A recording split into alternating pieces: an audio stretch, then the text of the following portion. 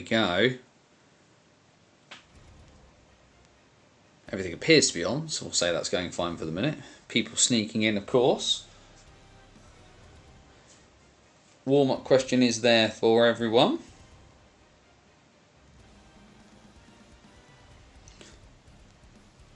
As we know that the game is going on in Telford at the moment. I'm just double checking everything's working.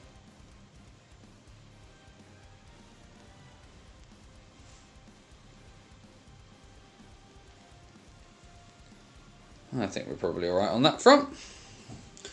What we'll do is we'll hit that mute button there, because we don't need that anymore. That can go away. It's a horrible thing of just making sure things are working at the moment, I think is probably the thing right now. What's happening there? That is waiting for folk to come in by the look of it. Either way, we're going to hit this button in the hope that this works. Hey, there we go. That's what we wanted. Apologies, folks, as we start out, just because I'm going to get... I'm going to click a few buttons and make sure a few bits and pieces are working, of course. Do keep sticking in your answers to the warm-up question. Obviously a lot of bits and pieces sort of flying around this evening as well, so we'll get that out there. Make sure that that's going somewhere. Either way, a lot going on. A lot going on.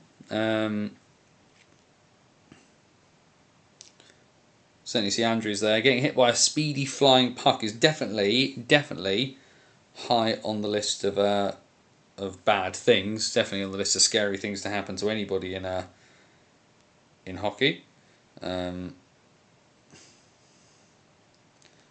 Just going to post this somewhere else as well.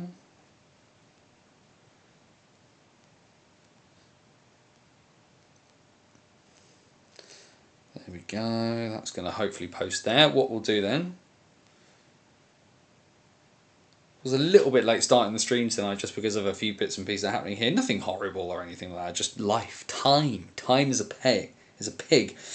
People slowly starting to edge in by the look of it as well, because I'm not sure the link just doesn't seem to be going out quite as far as it has done in the past. There are also quite a few games on this evening, so we'll have to kind of deal with that bit as well. Hopefully some people will join us in the breaks, but either way, looking at the time, we need to get going. Guys, gals, and the gender fluid and all beyond the binary, it is Wednesday night, it is 8 PM, and welcome back once again to the BOTW What's Current stream. My name is Anthony Russell, here to take you through the weird, wonderful and wacky world that is the National Ice Hockey League structure. Here in Great Britain, we focus on the National Division. That is our bread and butter. That is our home port, but of course we're here to take you through anything and everything that comes from the National Division, as well as Division 1 and Division 2 in the north and in the south. Good evening, everybody. Welcome back to BOTW Towers. Hope everyone is doing well on this Wednesday evening. Obviously, there is a lot going on. Telford currently 3-1 to the good at home against the Peterborough Phantoms this evening. Just double checking there just hasn't been another goal in the few moments that we've actually been talking. The answer to that one is no. Just double checking on that first goal. So Finley Howells, Scott McKenzie, and the third goal, the 200th point in a Tigers jersey for Dan Rose. A short-handed goal from Dan Rose. Peterborough pulling one back on that power play though. Callum Buglas with the goal to get the Phantoms on the board as they have entered the last 2 minutes at the Telford ice rink there. So obviously that's going on as well. But before we kick on too much, like I said, there's tons of news to talk about. Huge games in all divisions, cricket scores in some of them, and by the looks of it, we have the first qualifier for the semi-finals of the National Division Cup. But before we get too far into it, let's do our little bit of housekeeping as we need to do. Bannersonthewall.wordpress.com, your number one source for all things related to the NIHL, and of course, No banners on the road, of course, none of that this weekend. I took a weekend off to go do some family bits and pieces down in Kent with my dad. But that will obviously be back this coming weekend. Banners on the road, of course, is my weird and wonderful journey through hockey. Oh, just going to quickly nudge that camera, just that's looking a bit odd. There we go. Banners on the road is my journey through British hockey, through European hockey, and wherever I can kind of get it. To be honest, as the Bison are still in the mists, out of sight for now. But there was no banners on the road last weekend because I was away. Instead, you get the other big thing that we do here at BOTW, which is our Hockey Story series. Long form pieces of content. It's things you can sit down with a cup of tea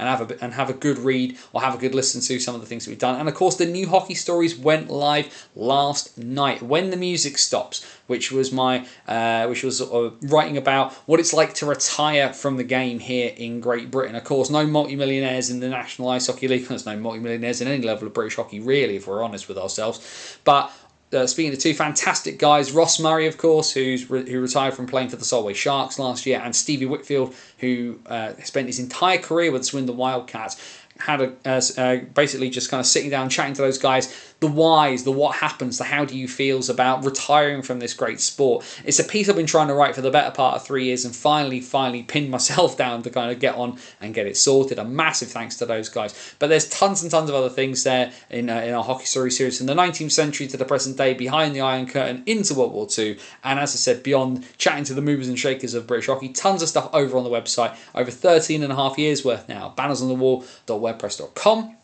The other, of course, bit of housekeeping is, hi, we're live here on YouTube, and of course, all of the links to our social media, Facebook, Twitter, and our virtual busking hat at buymeacoffee.com/BOTW. Links are down there in the description because you're joining us on YouTube. Subscribe to the channel, hit the like button, share the video, keep that algorithm hamster fat, happy, and fed. And of course, the other great bit is because we are live Wednesday nights, apart from when I accidentally poisoned myself. We are live Wednesday nights at 8 PM throughout the British hockey season, and of course, that means if you join us live, you get to join in with the chat over there. Questions, comments, thoughts, feelings, anything you want to throw in as we chat our way through 5 divisions worth of British hockey, that'd be fantastic. But of course, if you do join in with the chat, remember the golden rule here at BOTW. DBAD. Don't be a dick. Be respectful of other people's thoughts and feelings, and we are all going to have a wonderful time. News out of every pore, even slight playing news this evening. Aidan Wilson of the Romford Raiders guests tonight for the Fife Flyers. Talk about a baptism of Elite League fire for Aidan Wilson. He joins the Fife Flyers tonight as they play the Sheffield Steelers in Sheffield. I will be fascinated as to how much ice time he gets. I'm hoping he gets some. Fife's reputation this year for their usage of their Brits has not been good in the slightest. So the fact that Wilson is getting the opportunity to even dress is relatively good. Good luck to him. I wonder what we're hopefully the first of many opportunities for him at that higher level, obviously being rewarded. It's been a pretty good start to the season for Romford, I think we'd all agree. Performed well above expectations for many of us, myself included. So the fact that he's got the opportunity at some elite league play off the back of some pretty handy performances all in all for Romford is pretty exciting to see. Well done to him. So that should be a lot of fun. Of course, a few of the you think of Finn Howes and Rose Mitchell King, of course. They're on 2-way contracts with the Belfast Giants. They are, of course, playing for Telford tonight. And Telford currently in the driving seat. Andrew stuck it in the chat. Thank you very much, as the first period has ended. And Telford lead by 3-1. Of course, that import change for the Tigers. 2 new imports in as Devon Skaleski out injured. Zach Yokoyama released and has made his way down to Essex. So, a slightly different look Tigers team that's a bit rejuvenated. Not the best of results for them at the weekend, but are we seeing the Tigers potentially turning the corner? A lot remains to be seen. Let's get this bit out of the way first then. Yes, there is news, finally, out of Basingstoke, albeit nothing official. The one thing that has come out, and it's come out via the Basingstoke Junior Bison, via the chairman of the junior club, Stuart Tempest, who also owns the skate shop in the rink, is that the rink is due to close, and its last day of operation will be this coming Sunday, the 3rd of November. It appears, from all we have been told, that we are on the brink of the rink closing for refurbishment. There's also been news in the Basingstoke Gazette that apparently they reckon the work is going to take 6 months. I would like some of those magic beans, please, sir, is all I will say on that one, because of course it's got people very, very excited. The talk of 6 months to do all of the to get all of this work done, to be in a position where potentially we're looking at ice hockey returning to Basingstoke for 25-26. Now, I am not going to hold my breath. I am a cynic when it comes to this sport. I love it with all my heart, but I have seen far too many things go wrong. I will not believe it until there is puck on ice and the sound of skates again will I believe that the Basingstoke Bison are back. The bottle stays in its corner, shut for now. But it is very, very exciting news for a lot of us who've been involved here. Of course, off the back of the recent news from the Basingstoke and Dean Borough Council that they would not be funding a temporary rink. Still what I feel is a little bit of a short-sighted move on their part, but I would say that because I have skin in the game in that kind of sense. I want my hockey team back, and I want my hockey team back yesterday. But some exciting news, coming out of Basingstoke. We await on official word, it should be said, from Planet Ice, from the council, that this contract is signed, sealed and ready to go. But users of the rink, everything has been cancelled post the 3rd of November. We are on the brink of Basingstoke's refurbishment finally getting underway, only the better part of about 18 months later than we were told it was going to happen. Now, will it happen straight away? Unconfirmed at this time. Once the contract is signed, though, the thing that has come out of the council is, and the various discussions, that is that once that contract is signed, there is 3 months. The clock starts ticking immediately post signing. Work must begin within 3 months on the refurbishment of the rink. So, will we see the Basingstoke Bison make the start line of the 25-26 NIHL National Division season? That remains to be seen. But those of us attached to Basingstoke are quietly confident at the moment. Obviously, a lot of cynicism, a lot of worry still, entirely justified, I think we'd all say. This isn't like a situation in MK. And I've seen a few people say this is no different from what happened in Bracknell, this is no different from what happened on the Isle of Wight. And it is to a point, because there's much greater contractual wranglings when it comes to the local council involved in this. The John Knight Leisure Centre, privately owned, left, right and centre, they owned the land as well. The Isle of Wight, privately owned, whereas the Basingstoke Borough Council own the land, but don't own, the lease is not owned by them, and the building isn't owned by them. So there are complications involved therein, with the fact that the council do have some involvement within it. I still feel the council, previous and current administration, have not done enough to show their support, if I'm 100% honest. I did have a chat with Councillor Hardy, who represents Kempshot, because she voted against the temporary rink. We obviously have a disagreement there, but the conversation was entirely civil. Really, really pleased about the conversation we were able to have, and that was really good.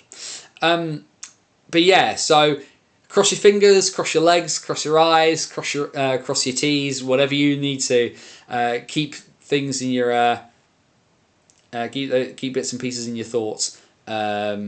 And we will roll from there. The other thing as well, and we'll say it now because I know someone's alluded to it in the chat, where obviously it's sort of Halloween. I've said, what's the scariest thing in hockey? And they've alluded to the fact, of course, we are a year removed from the passing of Adam Johnson.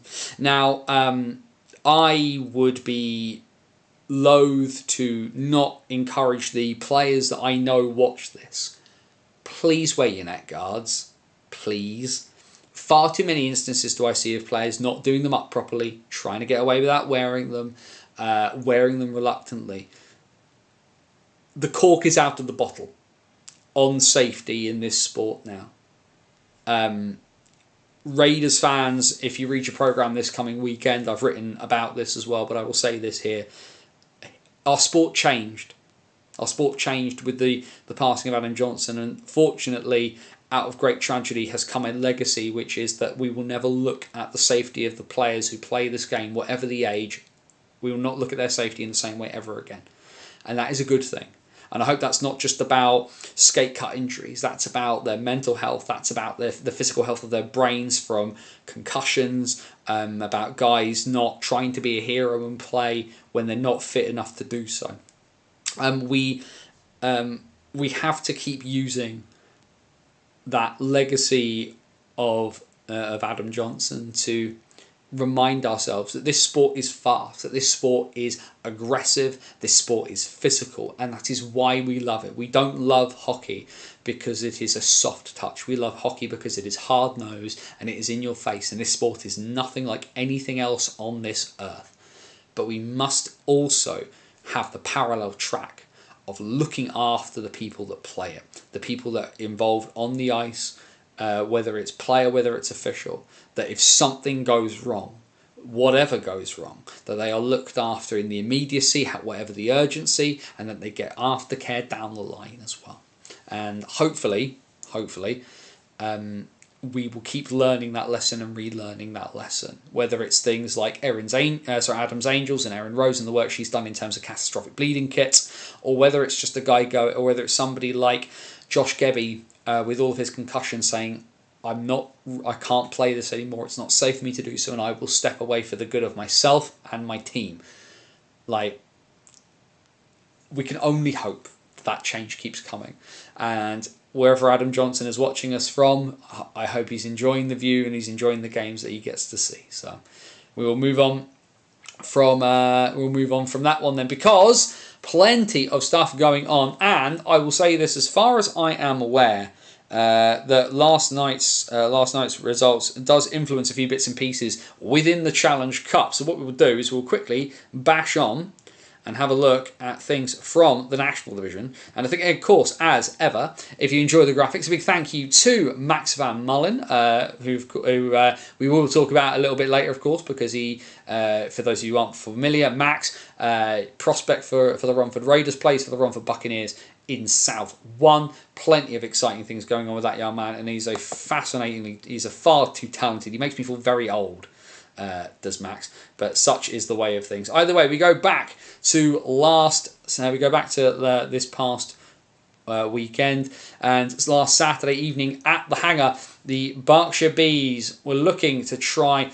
They seem to win a game and then lose a game, win a game and then lose a game. The Bees really can't get much going in the way of momentum, but it doesn't go right for them on Saturday evening. They lose at home by a score of 4-1 to the Hull Seahawks.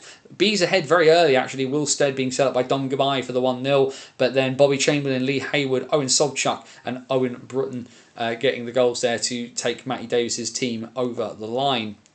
And then one of the bigger games from Saturday evening, and a frustrating one for a few people I know, having sort of spoken to them, but the MK Lightning, they are dangerous at home, after all, it should be said. They defeat the Swindon Wildcats by a score of 3-2. Swindon go with goal ups. Milton Keynes go 2-1 up before Jake Bricknell goal ties it at 46-43. But less than a minute later, Malik Martelli, who somebody once, I can't remember who it was, it might have been, I can't remember who it was off the top of my head, who said that they thought Malik Martelli should be on a two-way contract with somebody in the Elite League. And I said that when the time comes for Malik Martelli to play Elite League hockey, that boy ain't going to need a two-way contract for sure. But yeah, he gets the game-winning goal with 12 and a bit minutes left to play. The Lightning take all the points there. Max Stewart, Thomas Rutkiss and Martelli, as we said. 2 Canadian goals for the Swindon Wildcats in the form of Ryan Wells and Jake Bricknell. And then, well, an eventful week for Zach Yokoyama. Of course, Dylan Pick was the person who picked it up, was that he would be joining the Romford Raiders, and joined the Romford Raiders he did, getting a Gordie Howe hat-trick in his first game. Unfortunately for him, despite an impressive individual performance, it's a defeat for Romford in Dumfries. The Solway Sharks take it by a score of 7-4, and some good offense across the lines in this one from the Sharks. Kyle Carruth, Nolan Gardner with 2, Callie Robertson, Mason Alderson, Lewis Young and Torrin Anderson. So not just goals across the lines, but goals from some of those young prospects as well for Martin Grubb's side, getting the bits there. And an important win for the Sharks given their poor recent form. The goals for the Raiders, as we mentioned, Zach Yokoyama with his first goal in Romford colours. Andrew Schufelt, Sean Miller and Brandon Aliff get the other tallies there. And then it goes the complete distance. Penalty shots, shootout, the lot. But the Bristol Pitbulls pick up a big, important win against the Telford team. As we said, look like they're slightly starting to turn the corner. But Bristol finally get a win at home this season. Have their previous 2 wins coming on the road, so an important win in front of their home fans. As we've seen from the numbers, still packing out the rink at Cribbs Causeway in spite of the poor results. Cam Hamill, Ewan Hill and Mason Lipsey with the goals in regulation for Barry Mackenzie's side. Deacon Fielder, believe me, I've already made fun of Deacon for scoring that one. First goal for David Thompson in Tigers colours, as well as a goal for Vladimir Luka, seeing things tied up through 60 minutes. Of course, as Bristol 3-1 to the good at one point and let this one slip, but it all comes down to the shootout. And if you need a bit of skill, who else can you turn to but Bailey Harewood? He puts the nail in the coffin, and the Pitbulls take the extra point in this one. And then sorry, Sheffield.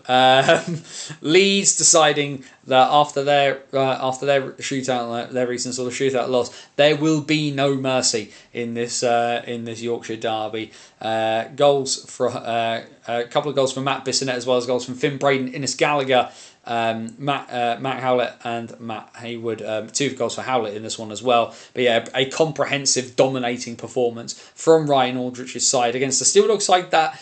The process is obviously starting, and I know Jamie McElroy and Ben Morgan will not be happy with the inconsistency of some of the Steel Dogs results at times this year, but it's a long road to travel, and this season is definitely not done yet. But the Knights definitely take the due in this one. But because Sheffield are horrendously inconsistent, they then go and beat Milton Keynes in regulation the following night. Because of course they did. Always the way. I got 2 goals in two games from Malik Martelli and a goal from Ross Venus, getting the other one there for the Lightning. Walker Summer, Finn Ulrich and Jonathan Phillips getting the game winner for the Dogs as they get something out of the weekend. It was a reverse then on Sunday, having played on Saturday night in Berkshire. The Seahawks and the Bees met at the World's Most Versatile Arena. Maximum for the Seahawks on the weekend as they cruise to a 6-1 victory over the Bees. A couple of goals for Bobby Chamberlain, Lee Hayward, James Spur, Davey Phillips and Emil Zweck on the score sheet for the hosts. The visitors' lone goal coming on the power play early in the second period from Dan Rose. Not to be for the Sharks as well this weekend. 2 points on Saturday night, but then they fall on Sunday in Peterborough. Of course, Jordan Marr getting that result against his former employers up in Dumfries, but he can't get the job done as they head down south.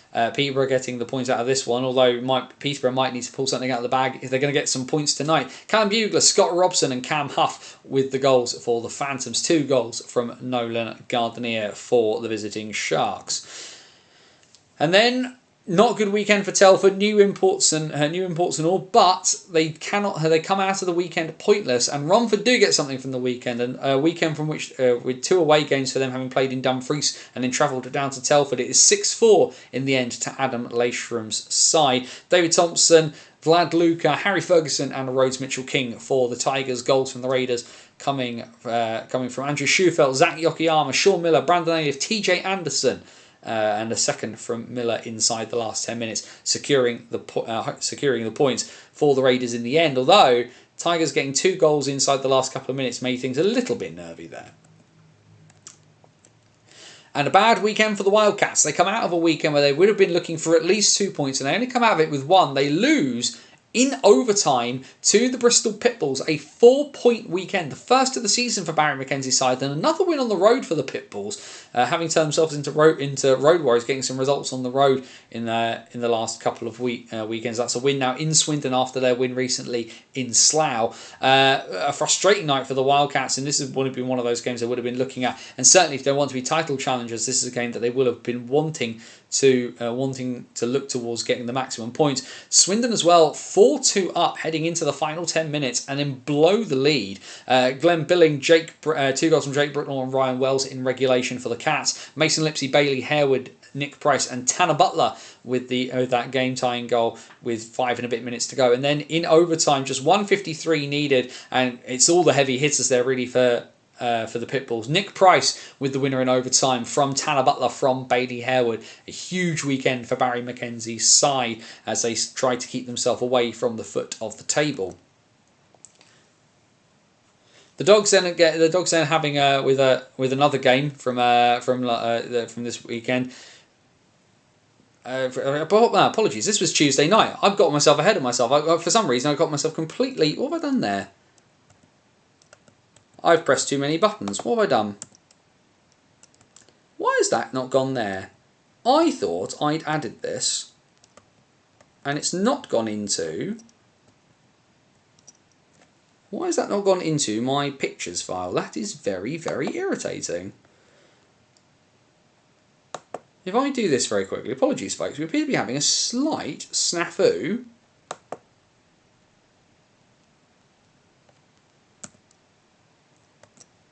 That is really irritating because I've got everything inside my folder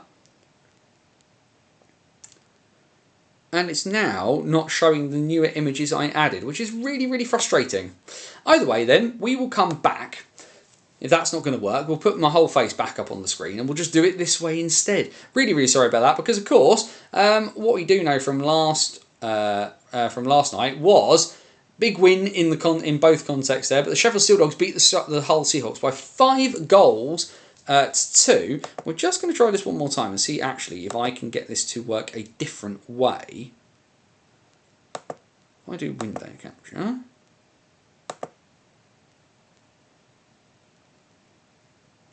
Is that going to work that way? It's not going to work that way.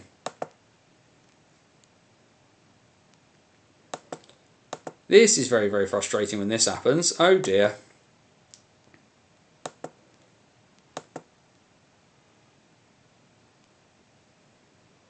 Oh dear, we're having a bit of a technological nightmare here, folks. Bear with me a second as we just do some fixing on the fly.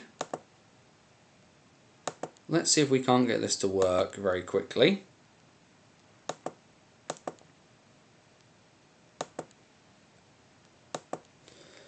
I am thoroughly confused as to what is happening here because usually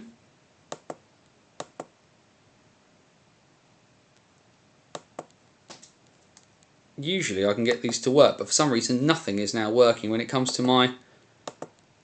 any of my bits and pieces. This is very, very bad. We do not like this at all. No, you see, that's not going to do anything there. That is a bit bizarre. We are going to bin that off and we're going to come back because we appear to be suffering from a bit of a tech wobble right in the middle of everything, which we definitely do not like. We're going to close some stuff down and see if we can't get this working again momentarily. So apologies, please do bear with me for a second because otherwise it's going to be hard to talk about anything at all or show anything on the screen because nothing appears to want to work. That's annoying. Not quite sure why that's happened at all. We're going to try just reloading something here, folks, and see if we can get it to work again. I'm going to go a bit patchy for a second here, just as everything loads up.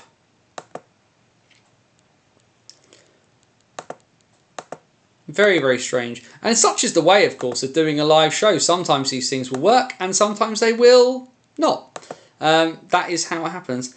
Seahawks last night, can they still make it in the cup? So, what we will talk about, Niall, is my understanding is that Hull can just, but what last night's 5-2 result for the Steel Dogs means is that the Steel Dogs have qualified for the semi-finals. Now, I did clarify this with Joe Scutts earlier today, so I'll just quickly pull up. So I'll read what Joe sent me, just so that I can clarify this. Because, as like I say, my understanding is that the Sheffield Steel Dogs are into the semi-finals of the National Division Cup.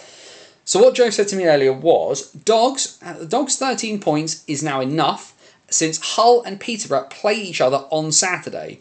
Since only one or the other could finish on 14 points as a result, and the Dogs hold the tiebreakers on all teams who could finish on 13 points as they hold the tiebreaker on Hull, on Peterborough and Swindon, the Steel Dogs have qualified. So that is pretty big for Sheffield. So obviously some pretty odd results. Getting smacked around by Leeds, definitely not good.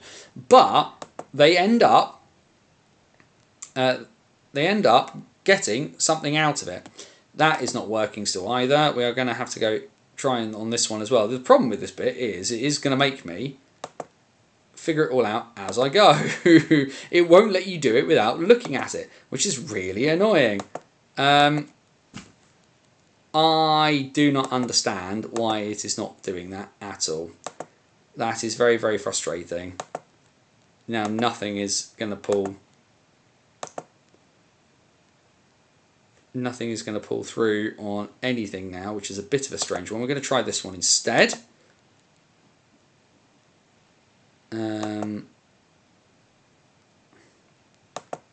No, that's not going to work either. Oh dear, this is less than ideal. This is very much less than ideal, it must be said, just because I do not understand why out of nowhere nothing is coming through on the bits and pieces. What we might try to do, we'll try and do this. Not the way I'd like to spend the show, I must confess, folks. It's not what you really want, and nothing is working in the immediacy there. We will try and see if it will let me do anything on that front. Got some ideas here as to what might actually might work if we can do it that way. Okay, we'll try this a slightly different way then, folks, because it's all just a bit of a gong show at the moment where it doesn't want to work. So what we're going to do is we're going to quickly do something here.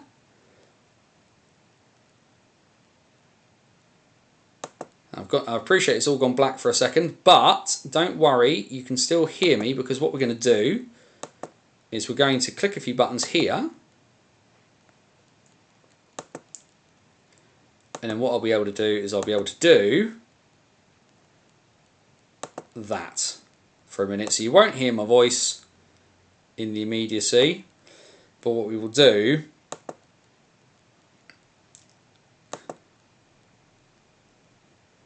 like I said, we're just trying to fix this on the fly in the hope that it will work. Oh dear, it's all gone wrong. It's all gone wrong. You see, this is the sort of things that I would normally try and fiddle about with in there. If I click this, you can hopefully now see my face and that. So what we'll do is we'll quickly come back to this. Right, let's bin this all off, because for whatever reason none of this seems to want to work right now. We'll have a go in a minute and see what we can do. But yes, either way, I can certainly pull up the bits and pieces so I can see them even if you can't. But yeah, obviously, as we said, Sheffield win by 5-2. Walker Summer with a couple of goals from Mary Halfors and an empty net goal at the end from Ivan Björkley Nerdstrom. Svek and Chamberlain with the goals for the Seahawks. What it means, though, I can at least do this bit, which is the fixture, which is the upcoming fixtures, and we can kind of work through that bit, if nothing else. I can see as well, Andrew, thank you for sticking it in the chat. A goal for the Peterborough Phantoms, 3-2. Austin Mitchell-King from Norton from Robson, meaning that Telford might be letting that lead slip away again, which is something they definitely do not want to do. Either way, the fixtures for this upcoming weekend in the National Division: Romford host Milton Keynes this upcoming Friday at Sapphire Ice and Leisure. So big game there again. Romford didn't get the result they wanted to against Leeds, and if they're wanting to keep themselves in and around that title chase at the top for by hook or by crook, again they're going to need to win. Milton Keynes fans will tell you that they don't perform well away. Well, if you want to be champions, you've got to perform away for sure. That takes us then into Saturday, this upcoming Saturday, the 2nd of November. Another big game, the Puppy Bowl, as the Bristol Pitbulls take on the Sheffield Steel Dogs. Hull host Peterborough, the world's most versatile arena. The Lightning got a result in Slough against the Bees a couple of weeks ago and looked dominant in doing so. Can the Bees spring a surprise at the Thunderdome, just like they did to Leeds? Solway hosts Swindon this weekend. The first of those games is this Saturday night at the Dumfries Ice Bowl, 7 p.m. face-off. And Telford host Leeds. Into Sunday then, as we mentioned, it's the reverse fixture. I believe it's a 5 p.m. face-off for in Dumfries for the Sharks and the Wildcats. The Bees host the Romford Raiders. Leeds versus Telford. Peterborough versus Hull, and Sheffield will do the favour to Bristol and host them on Sunday evening. And that's going to take us back to the beginning because it doesn't want to work. I will quickly pull up my bits and pieces. So in terms of the cup, if this isn't going to work, and I don't know why. In terms of the cup, like I say, as far as we're aware, the Sheffield Steel Dogs have qualified. The top four at the moment, as it stands, are Sheffield, Leeds, Milton Keynes, and Romford. Although there are teams that can still qualify. Peterborough, Swindon, and Hull should still be in with a chance. My understanding is it would take some mild mathematical miracles for Solway or Telford to get through. Bristol and the Bees are out. The actual league table itself, with sort of 13 games gone in most instances, apart from Swindon, who somehow have only played 11. But the Milton Keynes Lightning still top of the table, 13 games played, 20 points, a point clear of the Leeds Knights, who are on 19 from 13. Hull have 19 from 14. Sheffield in 4th place, 18 from 14. Romford 16 from 13 in 5th. Peterborough 16 from 13 in 6th, although of course they are playing at the moment. Swindon 14 from 11, so still very much in and around there. Bristol then have leapfrogged everything into 8th place, 10 points from 14 games for Barry Mackenzie's side, and very much trying to keep themselves away from that wooden spoon. Solway in 9th, 9 from 13. The Bees 9 from 14. The Telford Tigers bottom still, 7 points from 14 games played there. Thank you, Andrew, for sticking the scores out of the Elite League at the moment into the chat. Flyers 2-1 up on the Steelers. Let's pull this up very, very quickly on my phone. I'm not going to touch my computer because clearly something's gone sideways. I think it's because I've loaded stuff up after I've set stuff live, and that's probably what's caused the issue. I'm going to guess that no, Felix Martineau with both goals for the Flyers. I thought it might be a bit much to expect Aidan Wilson to have done much. Although if we do have a quick squiz of Aidan Wilson, because the one thing we can generally get, no, he is yet to ice, it should be said, which is a bit of a shame there. That's in the second period at the moment. Guildford Flames 2-1 down at home to the Nottingham Panthers at the moment, and then in the Challenge Cup, the Belfast Giants lead by 1-0 over the Glasgow Clan, and the Cardiff Devils currently 2-1 down against the Coventry Blaze. Just squinting at that one, just because we will have a quick look as to what is happening with Brindley Caps in this one, because of course he's up with the Blaze doing some bits and pieces, and he has at least seen the ice. He's only seen 1:37 of ice time heading into the second period, but that's 1:37 more than Aidan Wilson has been unfortunately not given at the moment, it should be said. Either way, thank you for those scores, Andrew. I know at some stage Andrew will probably very kindly put some WNIHL scores into the chat, which obviously keeps us entertained. Right, let's go look at the NIHL, the rest of the NIHL. And what I need somebody to do is I just need somebody just to quickly stick in the chat whether this is going to work. Because what you should see is probably just going to be the browser. But I just want to make sure that this is going to work. So if I press that button and that button, if someone can just quickly stick in the chat, what you should get is my face probably in the top right hand corner of the screen, and then you'll get the rest of everything. Is it working? Can we see me talk, and then can we also see the stuff on the screen? Because like I say, we'll make a bit of a bodge job of it for this evening until I can get it working properly again, and then we'll try and work it out from there. I think what happened is because I've loaded stuff up after I've turned on OBS, that's generally the sign that something's gone wrong. But if someone can just quickly stick in the chat whether they can kind of see everything, that'd be appreciated. It doesn't matter who, but hopefully this will work. Echo, oh dear, we don't want an echo.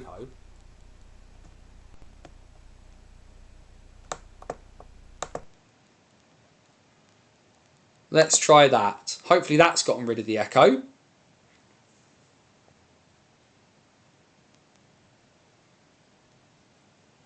Hopefully that will get rid of the echo, because I've just realised what was what was on.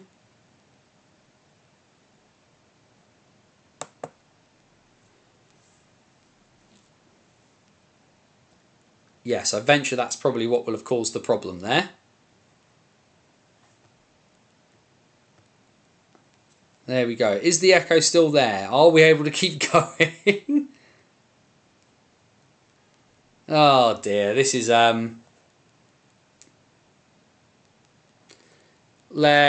think we're going to abandon that. No. What am I doing? Pressing buttons now.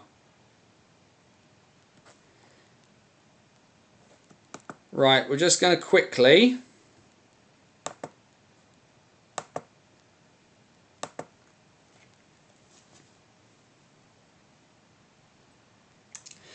I think we're going to bin that off, folks. I think is probably the best thing to do. It's causing too many things. I think I realised what caused the echo, though.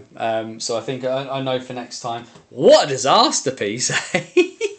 This is not going well at all. Apologies if this is your first show. You'd think we were very, very professional. But no, tech gremlins all over the shop, unfortunately, this evening. I think I realise what's causing the problem, though. But so at least I can't fix it without turning everything off and then turning it back on, which is a bit of a pain in the bum.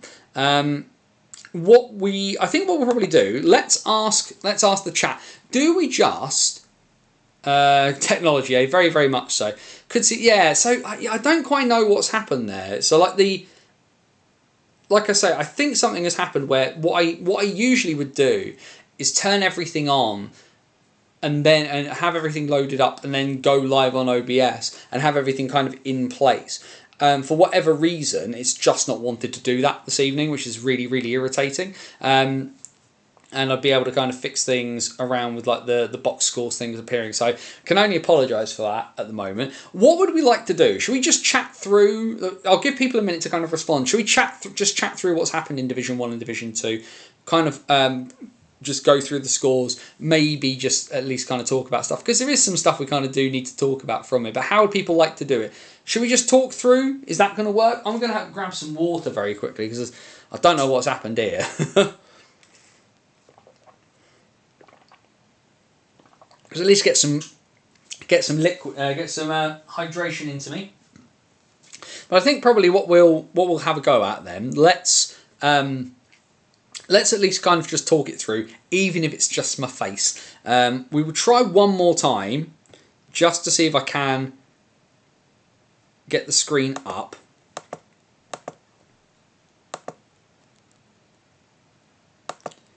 We'll give it one more go.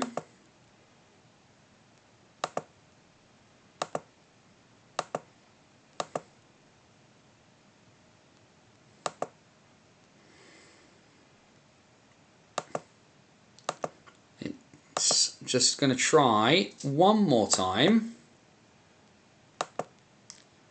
See, that's not recognising anything at all there. We'll give it one more go.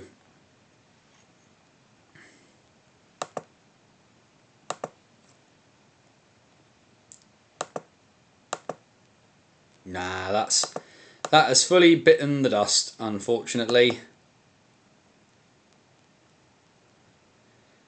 2 goals for the Telford Tigers in short order. Scott McKenzie with the second of the night for him. Let's pull that up. Let's get the NIHL national bits and pieces up for that one. But that is we'd wonder whether Telford would turn in the corner. But goal, yeah, Scott McKenzie from Vlad Luca from Finn Howells. And then a goal 50 seconds later from David Thompson. Getting him on the board. That is his 3rd goal in his 3rd game for the Tigers, which is pretty impressive, all things considered. Right, we're going to scrap all the graphics and bits and pieces, and I'm really sorry, and I'll try and fix it for next week because clearly technology hates me, is all we can say on that one. Let me just quickly at least pull up the bits and pieces from 1 North. Division 1 at the moment. Pretty big win for the Blackburn Hawks this past weekend. A 12-2 win for them away in Sheffield against the Shimmers. The Shimmers, of course, getting themselves only 1 win in their 11 games up to that point, having beaten Hull. They do not get given the same courtesy by the Blackburn Hawks. Both Sheffield goals coming inside the last 6 minutes of the third period. Pretty impressive performance there. Hat trick in the game from Josh Crawley. 2 goals for Dara Spafford and Adam Barnes, scoring across the lines, and the Scimitars just basically not given any peace whatsoever. Huge game though in terms of the title race. Hull and Billingham met on Saturday night in Hull. Advantage Stars. They of course have only lost that one game so far, Billingham, where they got weirdly knocked around quite handily by Solihull down in the Midlands. But the Stars take the spoils here. Again, maybe that kind of thing that we saw where Romford have kind of come up in the National Division and kind of caused a bit of a stir. So had Hull in North 1. But they maybe don't know how to win some of those games in those crucial moments. Chris Sykes, Roland's Grittans, and 2 goals from Ian Brown for the Stars put them over the line. The lone goal for the Jets coming from Nathan Parks Britton in this one.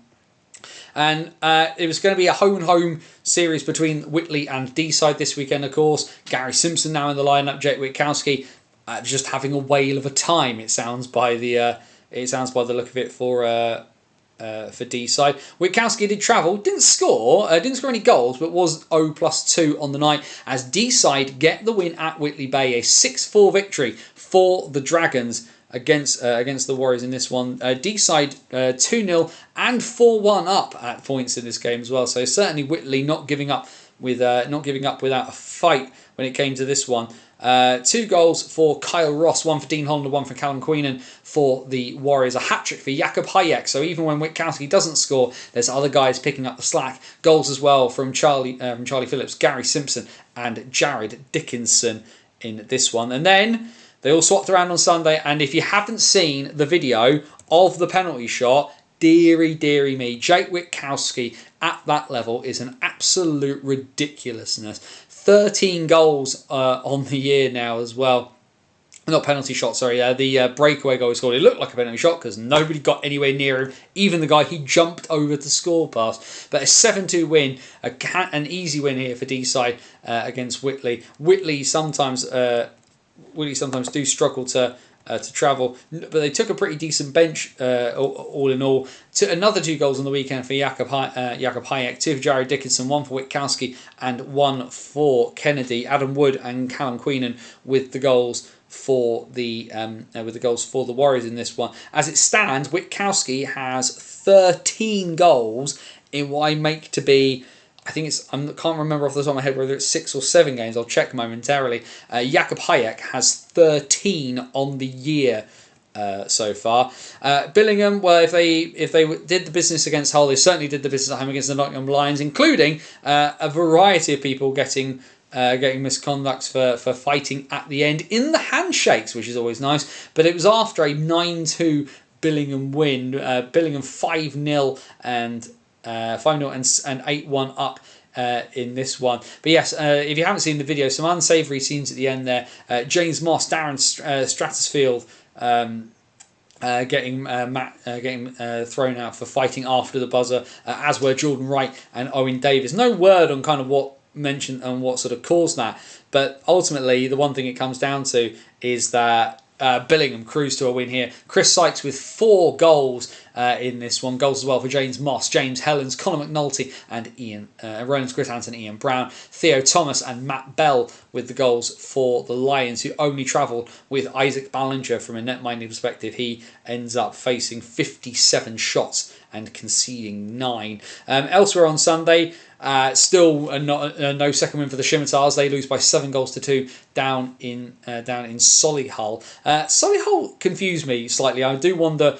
Firstly, their social media seems to be virtually non-existent at times, and they just seem to not really sort of shout about the fact that they have got a relatively decent team, including Nicholas Otterson, who must be one of the highest points per games percentages in NIHL across all the divisions.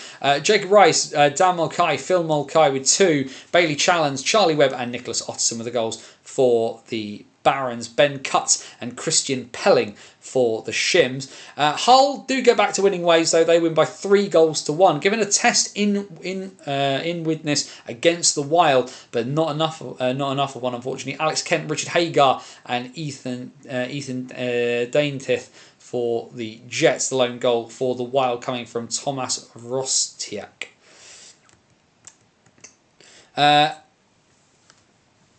Apologies, my notes are just scrolling down there.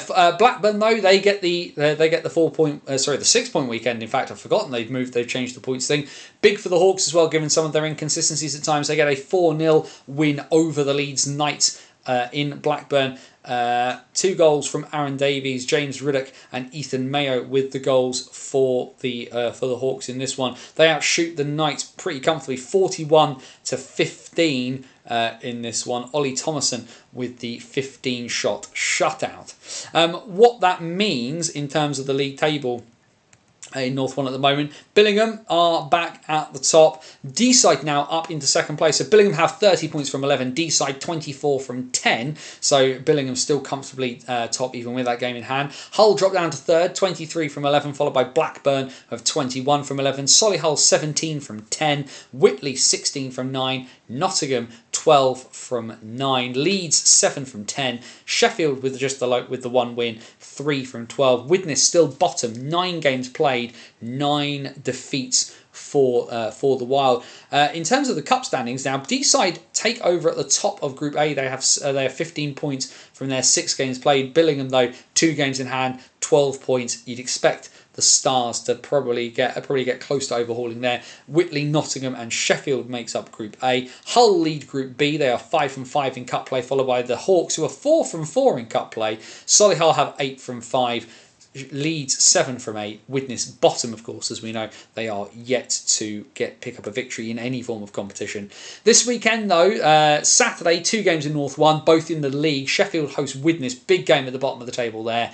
Leeds host Whitley at 5:30. On Sunday, 2 league games. Whitley take on Solihull at 5 o'clock at Hillhead. 5:30 p.m. at the 4 and 4, Billingham versus Widnes. And then 2 games are both league and cup. A big one in that second group, Blackburn versus Hull at 6 p.m. and then 7:20 p.m. at the NIC on the CCM rink there. Nottingham versus Deeside, 7:20 p.m. I'm going to assume that Dylan, if you're still lurking around in the chat, you're going to be there. You're going to be commentating on that one, because that should be live on the Nottingham Lions YouTube channel from 7:20 p.m.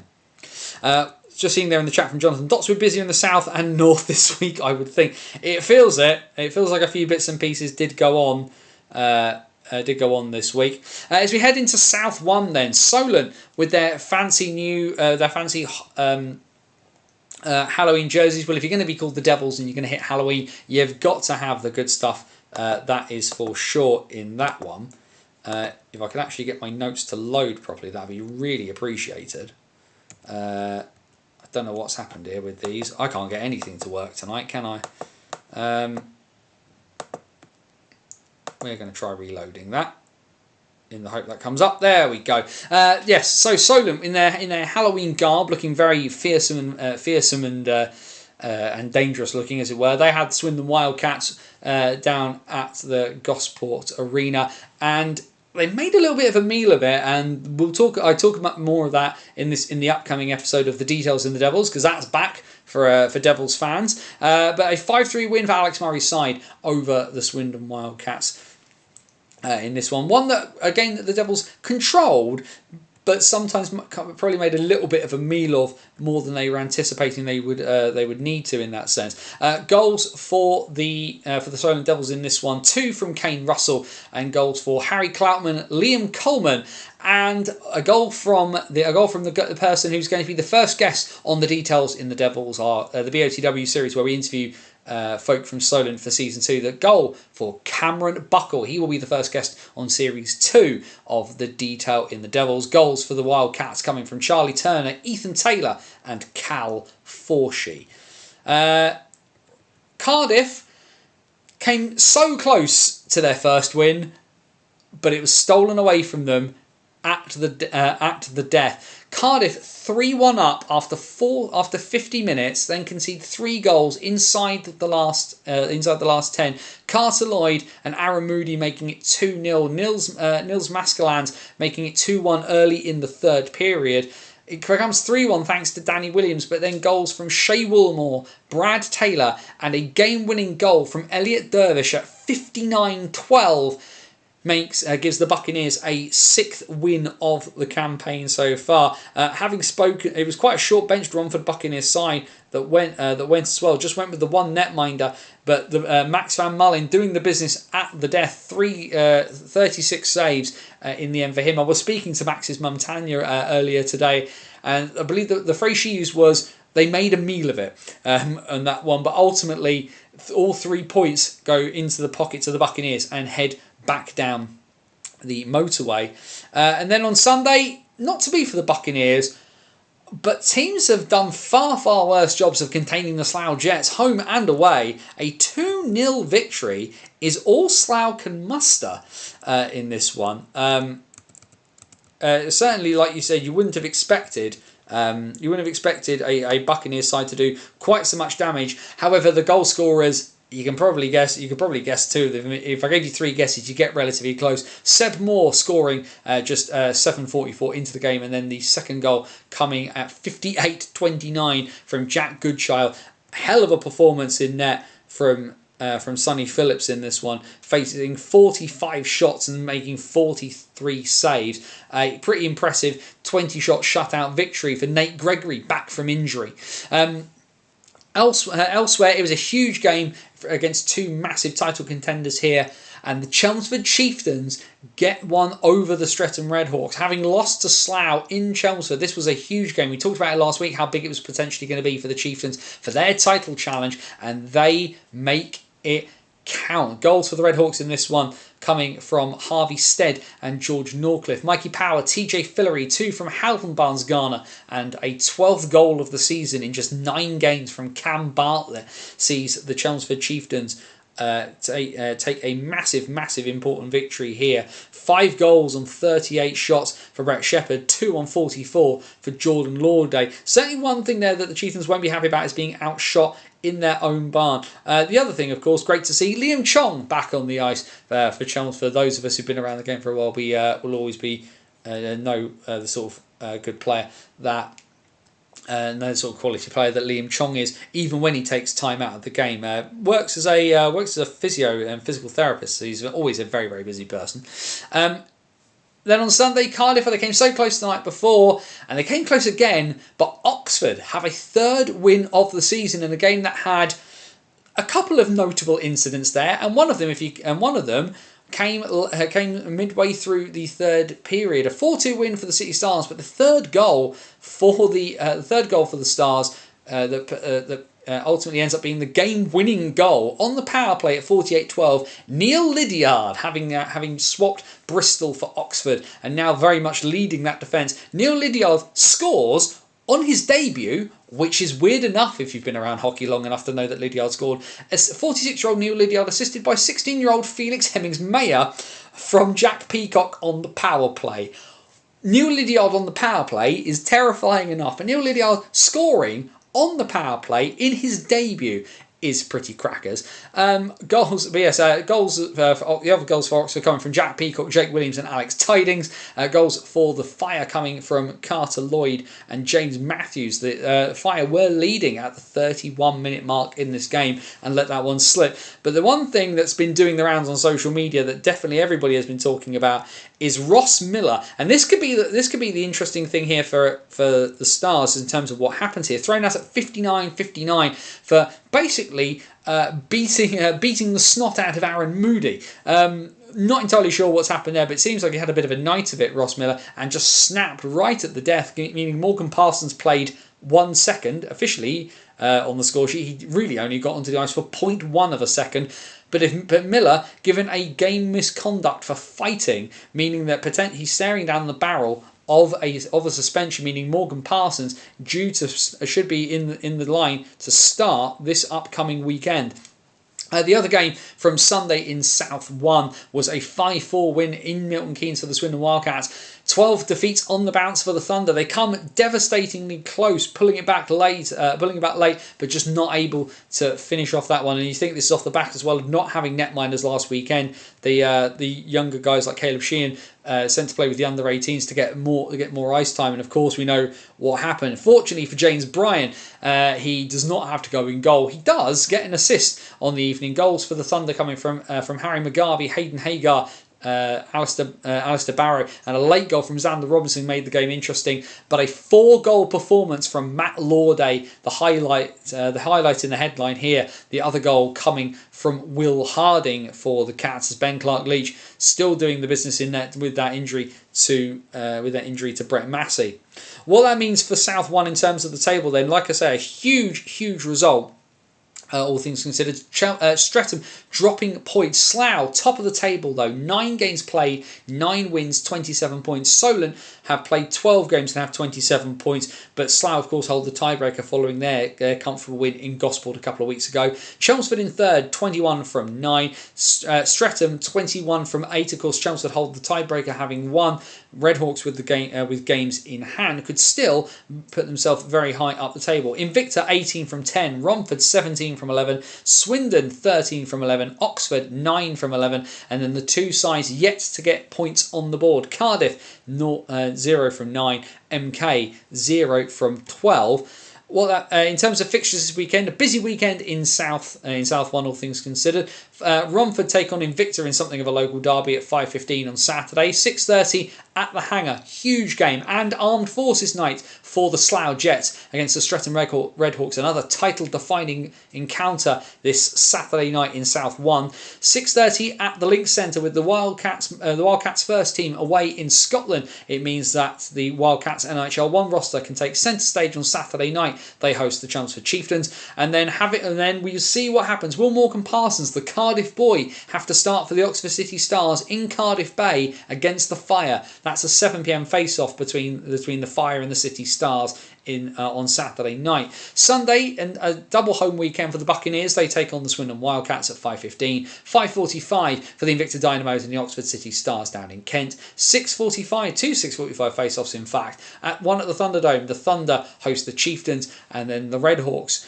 Well, it'd be interesting to see what happens to them on Saturday night. With back-to-back defeats to Chelmsford and Slough, I wouldn't want to be the Solent Devils having to skate into South London that evening if they're finding themselves on the back of a Redhawks side with 2 defeats on the bounce. Thank you to Andrew for chucking in those scores. Not massively surprised that the Steelers have equalised against the Flyers there. 2-2 between the Flames and the Panthers. In the Challenge Cup, 1-0 Giants over Clanstill. The Blaze still winning down in Cardiff against the Devils. 3-2 there at the moment. There were screens of excitement when we spotted Chong in the warm-up. I love Liam Chong. He was great when he was in Basingstoke. He's been great everywhere he's gone. Top bloke. Absolutely love him to death. Just going to hit some refresh on my notes there as we head into North 2. And Kingston have had a bit of an up and down year in terms of scores. If you remember that they were goals ahead and got walloped by the Buccaneers, it's been all over the shop. They had the hardest of tasks on Saturday. They had to play away in Sutton, and the Sting keep their perfect record up. They are 10 from 10, a 5-2 victory for the Sting over the Sharks in this one. Quite a few bits and pieces though. A couple of major penalties chucked around here. Cameron Akers of the Sting thrown out in the second period for he gets game misconduct for kicking. That was and at the same time Theo Gorman gets a penalty for checking from behind for the Sharks. Sees him thrown out. Kane Taylor at the same time gets a game misconduct for slashing and abuse of officials. So he picks up 2 misconducts in one, and an untimed penalty in the third period sees Sam Hurst thrown out for abuse of official into the bargain as well. But ultimately, at the end, the points go the way of the Sting, thanks mostly to 4 goals from Ryan Apsley. A pretty impressive performance for him. The other goal coming from Adam Brooke-Smith. Goals for the Sharks, 2 from Kane Taylor, are getting the points on the board there for the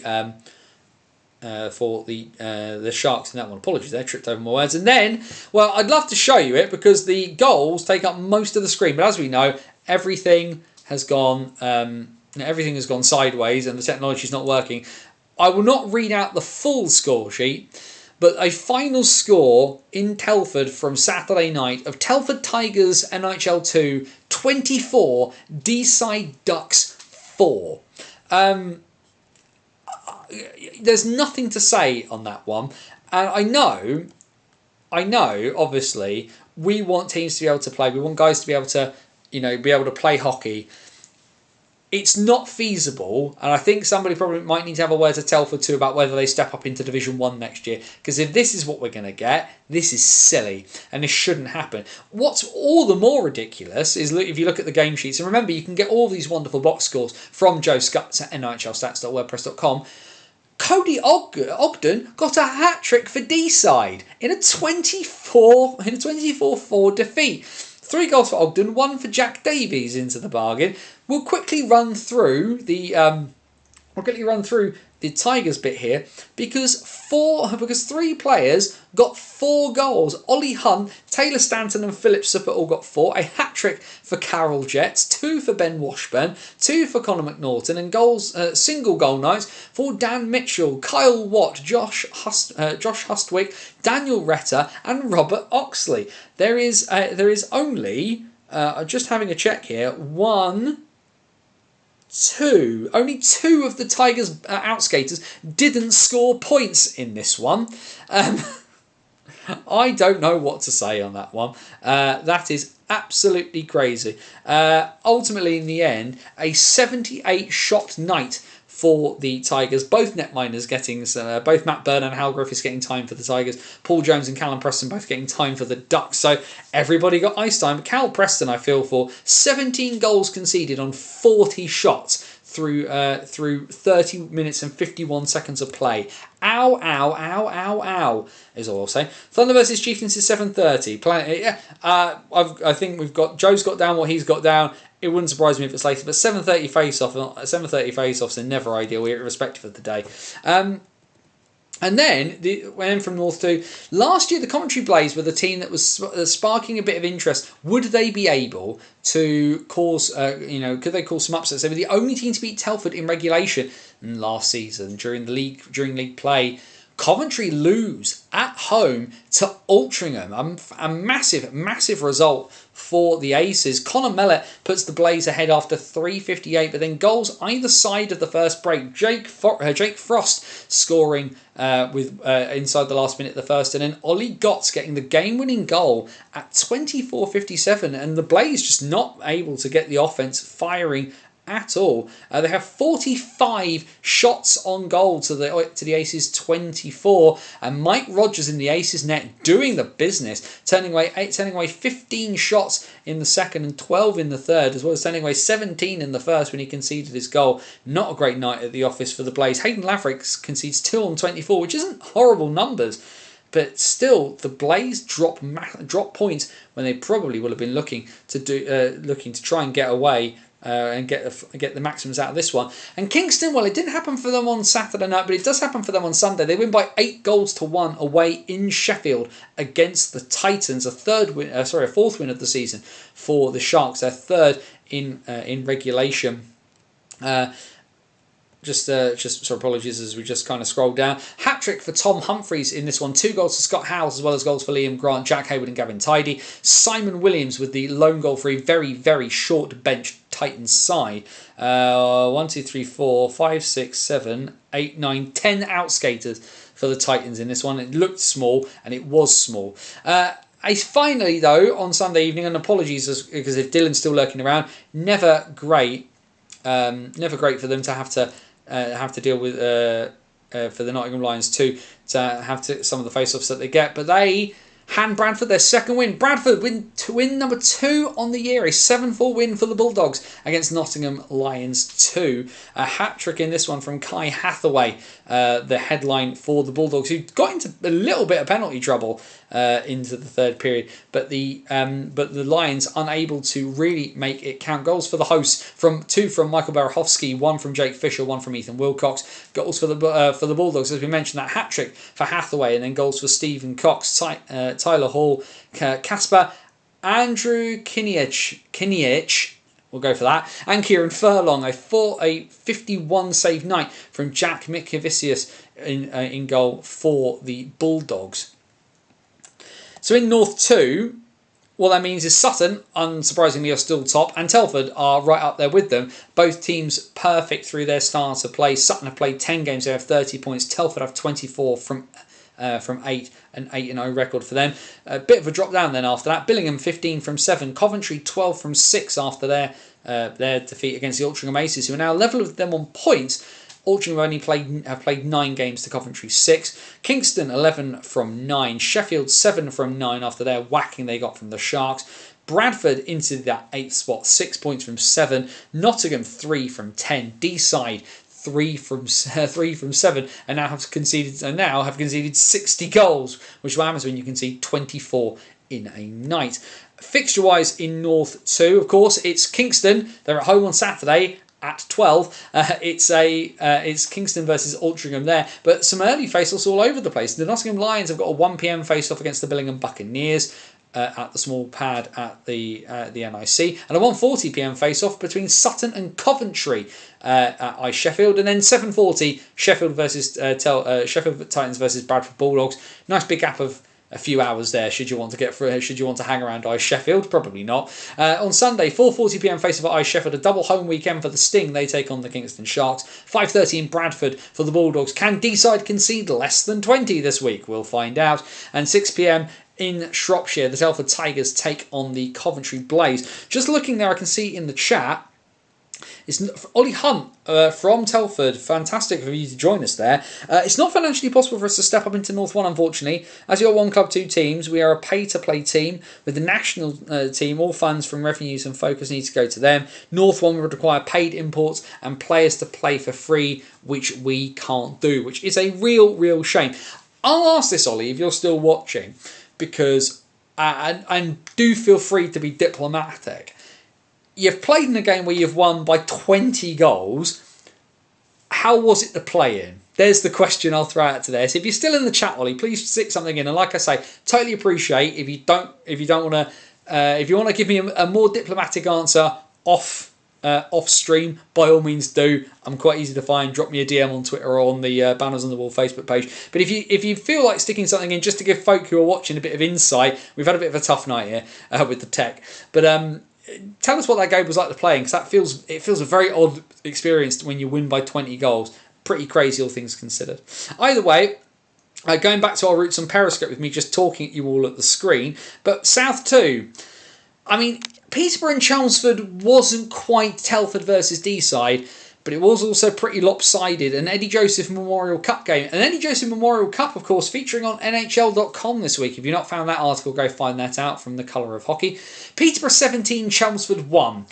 Kicks off the news from South 2 this weekend. Another game where you do wonder. Plenty of penalties in this one as well. It should be said. Leo Markey given a misconduct. There's Kyle Tompkins fought Nick Green, which was a pretty heavy looking fight. Basically, the end of the last period of this game seemed to get a little bit testy, shall we say. Louis Holding with the lone goal for the Chelmsford Warriors. 4 goals for Nathan Pollard in this one. A hat trick from Dan Martin. 2 goals from James White, Jack Sansby and Connor Pollard. Single goal nights from Craig Wallace, Leo Markey, Bradley Wright and Nathan Long. Vinny Graziano plays the majority of this game, concedes 1 goal on 12 shots. Carl Boyden given a little bit of ice time towards the end. He only faces 2 shots. Dave Abbott for the Warriors concedes 17 on 76. I hope somebody bought him a beer after that one. And then a game that I'm not sure people would have thought would have gotten quite as close as it would have been, but the Invicta Mustangs, as we've learned on this one, as we learned from the 2023 playoffs, you don't look down on the Invicta Mustangs, because they forced Guildford all the way to the shootout. Guildford doing their usual trick of digging themselves into a hole and then having to bail themselves out, but bail themselves out they do. Invicta 3-0 up inside 9 minutes and 40 seconds, thanks to Sam Oliver, Anthony Baskerville and Kevin Lake, before Sol Studley and Ollie Dennis got Guildford back into the game at the second of the night from Baskerville, making it 4-2. And then Guildford do what they always do. Jacob Rondo-Smith and Sol Studley in the third period tie the game up. It goes to penalty shots. Jared Vigar with the game-winning goal, getting the extra point. But ultimately, a point dropped for the Phoenix on their quest to retain their South 2 title. Ultimately, Jake Studley pulled from the net with 4 goals and 14 shots. So first minutes on in Guildford Phoenix colours for Tyler Campbell. So congratulations to him following his joining. Sunday then in League and Cup action. Goals down in Gosport between the Solent Junior Devils and the Oxford Rising Stars, and certainly almost as many goals as between the first teams, although a little bit more of an even split. Solent 8, Oxford 5, and I will be in Gosport this coming Sunday. The Solent Junior Devils and the Cardiff Canucks. We've heard lots of noise out of Cardiff. How will they deal with not being in somewhere quite so fancy as that rink down in Cardiff Bay when they are faced with walking the Gosport Mile, I wonder. Either way, the Junior Devils come into it off the back of a win where they probably won't be super happy with conceding 5 goals, but when you win, you win. It was a very, very testy end to the game as well in this one. Riley Panther and Griff Eden Parish thrown out of the game for fighting inside the last 5 minutes, which is probably going to see them look down the barrel of a suspension. Goals for the Rising Stars in this one: 2 for Josh Oliver, 1 for each for Ed Crotty, Joe Edwards and Kieran Wilson. Goals for the Junior Devils: 2 for Charlie Wedge, 2 for Riley Panther, and single goal nights for Ollie Cackett, Ben Mills, Joe Sylvester and Chris Necrosavicis. Roy Martin Edwards faces 66 shots and concedes 5. Kayla Poole for the Rising Stars concedes 8 on 48. Not in the Eddie Joseph Memorial Cup, but what a crazy weekend for Peterborough. They win by 10 goals to 3 in Lee Valley. 27 goals in 2 games for Peterborough. Undefeated in league play against a Lee Valley side that's certainly trying and looking a little bit more competitive, but ultimately very handily put to the sword by a Peterborough side that you feel is gunning for the title. Goals for the Lions coming from Matt Ganas, Matt Hamilton and Nathan Awoyemi. Goals for the Phantoms in this one: 2 each for Connor Pollard, Jack Sansby and James White, Nathan Pollard, Jaden Eggleston, Nick Martin and Nathan Long with single goal nights for them. What that means in South 2, Peterborough, because they have a perfect record, are still top, 21.7 from 7. Haringey 15 from 6 with their lone loss in league play. Invicta 13 from 6 following their shootout loss to the Flames. To the Phoenix. The Phoenix, well, they do drop a point, but they have 11 from 4, so we're still very, very much on the charge here. So there is a bit of a drop-off after that. Solent 6 from 5, Lee Valley 3 from 5, Chelmsford 3 from 4, Oxford 3 from 6, Cardiff 2 from 4. Of course, no wins in regulation yet for Trevor Hendrick's side. And the Bristol Pitbulls, 5 games played, only the 1 point for that overtime loss against Cardiff, former league champions a couple of years ago. A tough start to the year so far for the Bristol Pitbulls. In terms of the Cups, well, because they haven't lost anything yet, Peterborough lead the Eddie Joseph Memorial Cup standings from Invicta, then Lee Valley, and 0 points each for the Huskies and Warriors at the moment. Haringey and Peterborough lead the way in Group B. I believe they'll be pretty close to qualify before too long in that one. Group A, Guildford and Invicta are the top 2 in that one. There we go. So the technology has thrown itself right out of the window and not worked, and I've had to kind of talk at everybody. But for the most part, we at least got the graphics for the national division, so thanks to Max for those. And we have gone through all the games across all of the divisions of the NIHL. I will smack my laptop with a hammer, and we will endeavour to have something fully functioning for next week. Ollie, fantastic. Thank you very much for answering my questions there. So let's just have a quick look for folk who are not they've not done bits and pieces there. Because we asked Ollie, having played in that 24-4 win for the Tigers, honestly, great confidence boost for the lads and helps with cementing the lines, etc. However, you don't want to play games like that every week. It's not proper hockey. On one hand, we were told by the DSI coach after the game that we shouldn't be in this league and that it's a joke, etc, etc. However, at the same time, it's still competitive adult hockey. So don't play a team that is not capable of putting in semi-decent performances. We're in a very awkward position because if we step up to North 1, we wouldn't be able to sustain ourselves and risk taking funds away from the national team, which commercially isn't viable for the club. I would be interested. I'd be interested because I I would wonder what would happen, because to play in North 1 would surely result in a slight increase in ticket prices, and would that do anything to help? Because I don't think you're a million miles off of some of those teams at the lower regions of that league, Ollie, judging by what we've seen.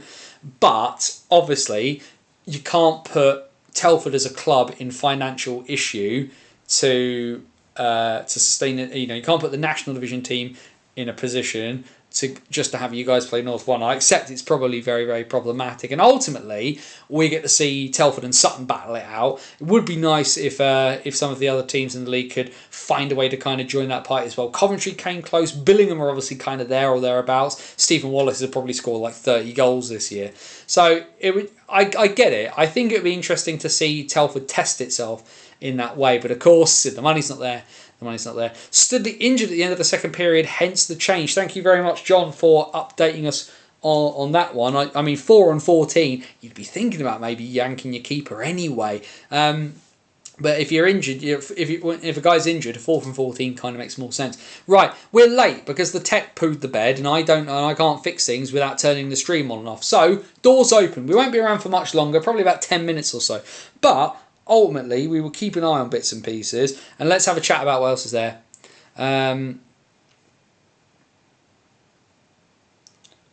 Just keeping tabs on anything else. We will, of course, talk of news, and the man doth appear. Andrew Day, the legend that he is. Peterborough with a goal. They pull it back to 5-3. James Ferrara from Yanni Lackinen and Tom Norton on the power play with 15 minutes and change to go in that one. Telford's still winning at the moment. I'm going to hit buttons and hope that my things will actually refresh and not cause myself an issue, because that's what I needed tonight, is more tech problems. What a pain in the bum. Just looking there. So Belfast have won by 3-0 against the Clan. I can see in that one, that's obviously in the Challenge Cup. We'll quickly get the Elite League scores up on the phone. But yeah, questions, comments, thoughts, feelings, anything anybody else wants to chuck in. We've obviously gone through everything. Thank you for putting up with the complete tech wobble. Massive thanks to Ollie Hunt for joining in the chat as well. Really, really great to get some sort of insight. Should really at some stage sit down with some of you guys from Telford too, Ollie, and talk through some of the bits and pieces, because you're getting pretty dominant up there. And it'd be interesting for me to write, even if people wouldn't necessarily want to read it. So what we got? Guildford lead by 3-2 against Nottingham. Sheffield 2, 5-2 still going on. Cardiff 2, Coventry 3. Given I'm going to be in Guildford in a couple of weeks' time, because my little stint of commentary is going to be out there. I've got 4 weeks back to back of commentating for the Flames, which will be nice. It'll be good to get on a run in that sense. I can see Ethan Strang has scored in the third period, which is what's put the Flames in the lead there. But yes, plenty of obviously the NHL is rocking and rolling again. Alexander Ovechkin now, if he continues his scoring pace, he will equal Wayne Gretzky's NHL goal scoring record by the end of the season. The man is a genetic freak. Ultimately, will still not be as ridiculous as Neil Lydiard's scoring on the power play. Ben Callahan, of course, for Swindon Wildcats press officer, who's off on his honeymoon at the moment, so congrats to him and Meg. But he has not been in the country. I can only imagine his reaction in, I don't know if he's in Florida or wherever he is, but that'll be something there. Andrew's chucked in the WNIHL results, so thank you for that. I'm just going to see if my encoder's going to calm down. Is it going to calm down? Maybe not. 2 games in hand, 2 games in the league and 2 wins for Solihull. 6-point lead at the top of the table. That's a huge, huge win for the Vixens. 6-1 over the Queen Bees. Massive, massive win, and then beating Guildford in Guildford by 5-2 on the Sunday. This coming Saturday in the Women's Elite League, Whitley Bay Beacons versus the Guildford Lightning. That's a 12 o'clock face-off in Whitley Bay. Solihull versus Streatham is 6:25 at Hobbsmoat Road. And Sunday, the Kingston Diamonds versus the Queen Bees, 4:30 at Hull. Anthony, have you watched any WNIHL? Andrew and I caught Guildford versus Queen Bees together at the end of last season, which saw the Queen Bees win the title. That was the last banners on the road of 23-24. I don't get as much as I want to. I want to get down and try and watch the Solent Amazons this year. Might try and get to watch the Queen Bees, particularly if we're going to get DJ Andrew Day. That'd be quite fun. Gretzky has more assists, though. He will always be the greatest. He absolutely will be the greatest, but the conversation of who's the greatest goal scorer of all time does become much more of an issue, particularly where you've got Ovechkin at the point where he is now, and you've got McDavid and Matthews down the pipeline. Who's the greatest goal scorer? Gretzky will always be the greatest of all time. We're not going to get 8 retired across the league, even though pretty much as soon as Ovechkin retires, he's going to get his jersey nailed gun to the wall in DC. I think we're all set on that one. Frustrating from a Caps fan perspective. Retire 12 for Peter Bondra. Retire 37 for Odie Kolzig first, please. Ted Leone says that'd be nice.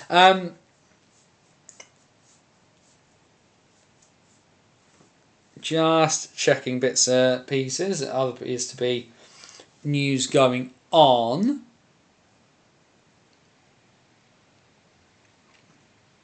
Can't see much else at the moment. No goals also in the immediacy at in Telford that I can see. A bit of a set too by the look of it. Jake Price and Luke Ferrara sitting. Coincidental roughing penalties after somebody's ploughed through somebody behind the net by the look of it. Not much else happening hockey-wise right at this second that we can chat about. But like I say, anyone wants to chuck stuff in, please do. Andrew's chucking in more WNIHL scores. Kingston's Division 1 side with a 5-2 win away in Dumfries against the Solway Shark ladies. Have to mention Sharks netminder Lizzie Michler, 78 shots. And that game was 2-2 with 6 minutes left of the third. Kingston faced 16. Oh, dearie me. I don't know how old Lizzie... I was going to say, get Lizzie a beer. I'd say, how old is she? It's Scotland. They won't care. Buckfast for that woman. What a performance. 5 goals on 78 shots, 73 saves. What is that? That's got to be a ridiculous percentage. I can't do percentages like that in my head. 73 of 78. Yeah, that's a 93.6 save percentage in that game. That's pretty impressive. All things considered. Either way, though, yes, banners on the road back this week. Family obligations done last weekend down in Kent, seeing my dad, which was awesome. My son has been the good grandson and has charmed everybody, which is great. But back to the hockey this weekend. Sunday for me in Gosport, 5 p.m. between the Solent Junior Devils and the Cardiff Canucks is my plan. Should be a good one. Looking forward to that. And like I say, I'm really interested to see the Canucks in a very, very different situation. We know they get lots of people turning up, lots of folk turning up, especially with free tickets down in Cardiff Bay. That is a top class facility, and I love Gosport. Gosport has a lot of character, but I want to see how Cardiff are out of their comfort zone. How are they going to be down in Gosport against a Junior Devils side? Plan is I'll hopefully be DJing and announcing all Queen Bees home games. That's fantastic news, Andrew. Congratulations on that. That is a great bit. Been such a great supporter of hockey, so to get that opportunity to do something different for you, I'm really pleased for you, mate. So congrats on that one. The amount of miles you're putting on your car, jeez, arse wept. We'll have to get up to Slough though. I'll have to come to Slough and watch. I promise I won't heckle too hard.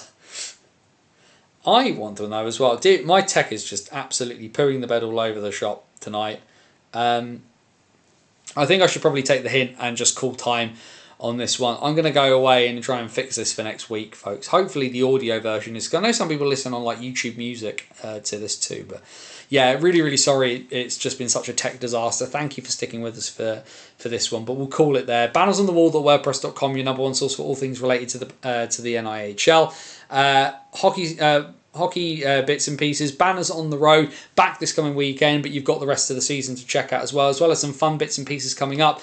Gosport this weekend, Swindon the weekend after, before Tales from Inside the Commentary Box as I go back to the Guildford Flames for a few weeks. I've got some ideas to keep some NHL content. I've got to keep tabs though, because I'm nearly at 1,000 pieces published on Banners on the Wall, which is pretty impressive. But if you're not for the game recaps, then come and join us for our Hockey Stories series, long form pieces of content, written and audio, telling the stories from about hockey from the 19th century to the present day, behind the Iron Curtain, into World War II and beyond. Do please go check out our latest piece, When the Music Stops, stories of what happens when you retire from British hockey. I'm really proud of the piece. Fantastic contributions from Ross Murray and Stevie Whitfield. So please do go check that out. The old BOTW podcast back catalogue is there, as well as Dice Hockey, our free to download tabletop ice hockey game that you can get. If you can, like I say, it's free to download. If you do play it and you do enjoy it, please do chuck a couple of quid towards Parkinson's UK. My dad has Parkinson's, and having seen my dad at the weekend, a crushing reminder of how much Parkinson's really sucks. So if we can get money towards researching a cure, that would be massively appreciated. But like I say, you've got 13 and a bit years worth of stuff over at bannersonthewall.wordpress.com to keep you happy. Facebook.com/bannersonthewall. If you like getting your news through your Facebook feed, then by all means do get there. Everything that goes on the website will be linked onto the Facebook as well. Twitter, X, whatever we're calling it, @BannersOTW. That is the best place to keep up with me and my rolling commentary on hockey from across Britain and the world. And also, as well, there's the virtual busking hat, buymeacoffee.com/BOTW. Never going behind the paywall, never going to happen. But if you do like what you get, if you enjoy the content that comes from BOTW and you like to contribute to keeping the lights on and the wheels spinning, then please do chuck a few quid into that virtual busking hat, buymeacoffee.com/BOTW. But the joy, of course, is this is YouTube. Head down to the description box, click all the links and bits and pieces there, and join in with the party. Subscribe to the YouTube channel, like the video, share it all out. Keep that algorithm hamster happy and fed. That'd be fantastic. But yes, like I say, normally the technology works a little bit better than this, and hopefully we'll do next week, because of course here on the BOTW YouTube channel there's tons and tons of videos. New episode of The Detail in the Devils, our interview series with the Solent Devils, coming out this weekend. My interview with new Devils forward Cam Buckle, as well as interviews with the movers and shakers of British hockey, owners, officials, players, coaches, all kinds of bits and pieces. The only interview so far with any of the Department of Player Safety people across the entire country. That's here on the BOTW YouTube channel, and of course the home of the NIHL's first, only and best live show that covers every game from all 5 divisions. Wednesday nights, 8 PM, the BOTW What's Current stream. What a mare. Really sorry for the tech just pooing the bed on that front, but we persevere. We still made it through every game, and sometimes in life you just got to take those shots and keep moving forward. We'll look to try and get the tech better for next week. To Adam Johnson, and may his legacy be better safety for our sport. Be happy, and if you can't be happy, then wherever you are, please do everything you can to please be safe. As my friend Scotty Watts would say, take care of yourself and somebody else. For bannersonthewall.wordpress.com, this is Anthony Russell saying stay safe. And so long till next time. If you're coming to Gospel on Sunday, come say hello. Otherwise, enjoy your